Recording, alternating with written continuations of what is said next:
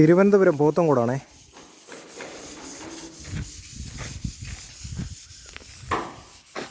Pothencode കരൂരാണ്.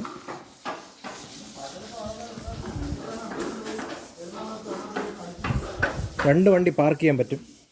Sit ഔട്ടാണ്, double ഡോറാണ്. ഒരു living area ഉണ്ട്. താഴെ 2 ബെഡ്റൂമാണ് കൊടുത്തിട്ടുള്ളത്. 1400 സ്ക്വയർ ഫീറ്റാണ് വരുന്നത്.